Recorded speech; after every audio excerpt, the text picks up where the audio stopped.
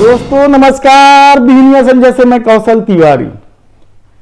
Electral bond पर अब सुनवाई 6 दिसंबर के बाद होगी, जब गुजरात और हिमाचल प्रदेश में चुनाव हो जाएंगे। सुप्रीम कोर्ट के इस निर्णय पर कोई क्या कह सकता है, लेकिन इलेक्ट्रॉल बॉन्ड को लेकर जिस तरीके से चर्चा है और जिस तरीके से कहा जा रहा है कि यह सीधा सीधा ब्लैक मनी है और मनी लॉन्ड्रिंग का मामला है। सवाल इसलिए महत्वपूर्ण है क्योंकि 2017 में जब इसे लाया गया, अचानक पास कराया गया, तो इसे लेकर कई तरह के सवाल थे, विवाद थे और इलेक्ट्रॉल बॉन्ड को लेकर शंका भी जाहिर की गई थी कि यह ब्लैक मनी खपाने का जरिया बन जाएगा, यह मनी लॉन्ड्रिंग का खेल हो जाएगा। लेकिन सरकार मानने को तैयार नहीं थी, क्योंकि मोदी सरकार को सबसे ज्यादा चंदा इसी इलेक्ट्रॉल बॉन्ड के जरिए मिलता है। अब सवाल इसलिए उठ रहे हैं कि एसबीआई ने हिमाचल प्रदेश और गुजरात में हो रहे चुनाव के दौरान ही इलेक्ट्रॉल बॉन्ड बेचना शुरू कर दिया, जबकि साल में 4 महीने तय थे और उन्हीं महीनों में ही इलेक्ट्रॉल बॉन्ड की बिक्री होती थी। लेकिन जब शायद लगा होगा कि अभी पैसे की ज्यादा जरूरत है भारतीय जनता पार्टी को, क्योंकि हिमाचल प्रदेश में नड्डा की प्रतिष्ठा दांव पर लगी है और गुजरात में देश के प्रधानमंत्री नरेंद्र मोदी, गृह मंत्री अमित शाह की प्रतिष्ठा दांव पर लगी है, इसलिए अचानक ही एसबीआई ने नवंबर महीने में बॉन्ड बेचना शुरू कर दिया। लेकिन बॉन्ड की हकीकत क्या उन डिफॉल्टर उद्योगपतियों से जुड़ा हुआ है? क्या राइट अप किए गए उद्योगपतियों से जुड़ा हुआ है? यह सवाल इसलिए भी महत्वपूर्ण है क्योंकि इस दौर में 1000, 1 लाख या 10 लाख के बॉन्ड कितने बिके हैं? मुश्किल से 2-4 या दर्जन भर, और करोड़ों रुपए के बॉन्ड सबसे ज्यादा बिके हैं। 1 करोड़ रुपए के इलेक्ट्रॉल बॉन्ड सबसे ज्यादा बिके हैं। तो क्या इसे खरीदने वाले वे लोग हैं जो डिफॉल्टर हो चुके हैं, या वे लोग हैं जिनकी सरकार ने कर्जा माफी की है या उनके कर्जे को बट्टे खाते में डाल दिया है? यह महत्वपूर्ण सवाल है और यह इसी सवाल से सीधे सीधे साफ पता चलता है कि यहां ब्लैक मनी खपाई जा रही है और मनी लॉन्ड्रिंग बड़े पैमाने पर हो रही है। इलेक्ट्रॉल बॉन्ड को 15 दिन के भीतर राजनीतिक दलों को भुनाना पड़ता है और नवंबर में खोलने का मतलब साफ साफ है कि हिमाचल और गुजरात के चुनाव में खूब पैसा चाहिए।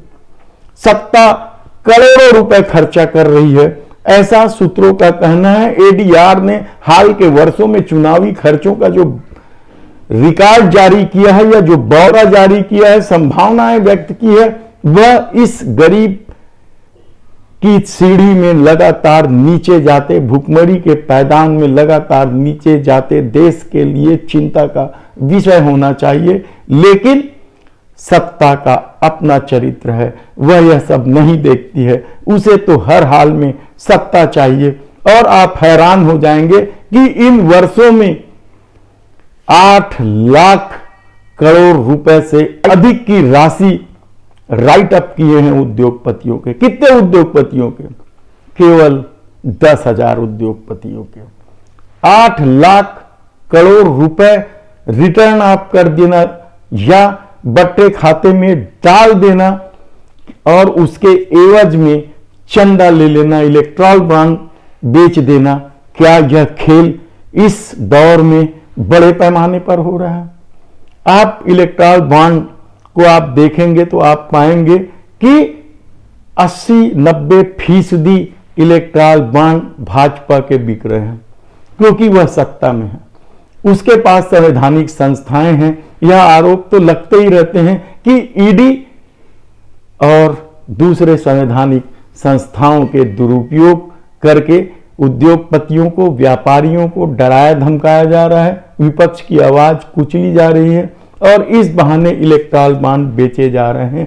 यह आरोप जब से इलेक्ट्रल बॉन्ड को कानूनी अमली जामा पहनाया गया है तब से यह आरोप चल रहे हैं। लेकिन सुप्रीम कोर्ट भी सुनवाई अब 6 दिसंबर के बाद करेगी, जब हिमाचल और गुजरात के चुनाव के परिणाम आ जाएंगे।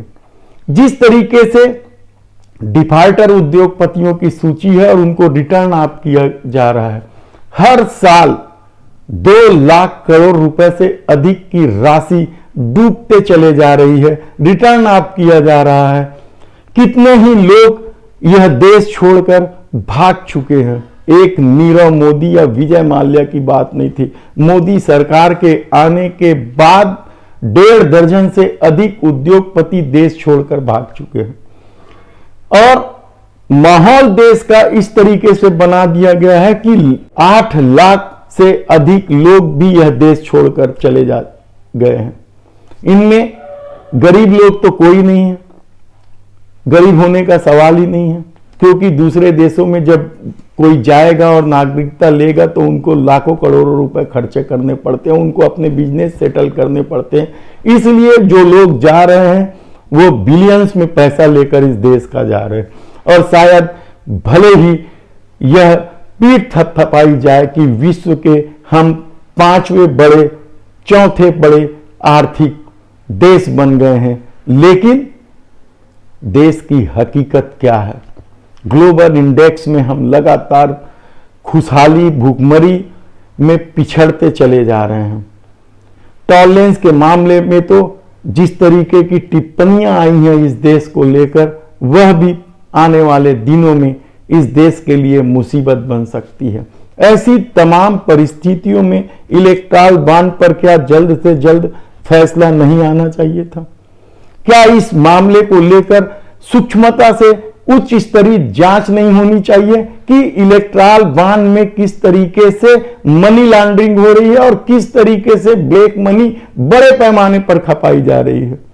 नोटबंदी करते समय देश के प्रधानमंत्री नरेंद्र मोदी ने कहा था कि इससे काला धन रुक जाएगा, जाली नोट खत्म हो जाएंगे, आतंकवाद की कमर टूट जाएगी, लेकिन ऐसा कुछ भी नहीं हुआ, बल्कि ब्लैक मनी अपने 2 गुने रफ्तार से विदेशों में जमा होते जा रही है और उद्योगपतियों के डिफॉल्टर होने की संख्या भी लगातार बढ़ते चले जा रही है। हर साल 2000-3000 उद्योगपतियों के रिटर्न ऑफ हो रहे हैं और 2 लाख करोड़ रुपए से अधिक। ऐसी परिस्थितियों में जब इलेक्ट्रल बॉन्ड 10,000 करोड़ तक पहुंच जाता है चंदे के रूप में, तो क्या ये पैसे वो लोग कर रहे हैं जिन उद्योगपतियों को बचाया जा रहा है तकनीकी कानून की तर्ज पर?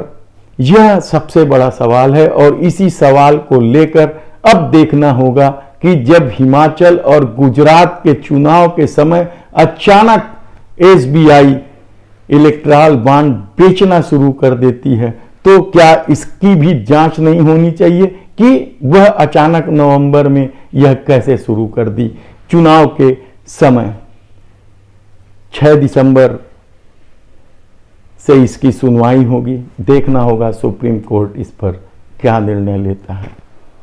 धन्यवाद।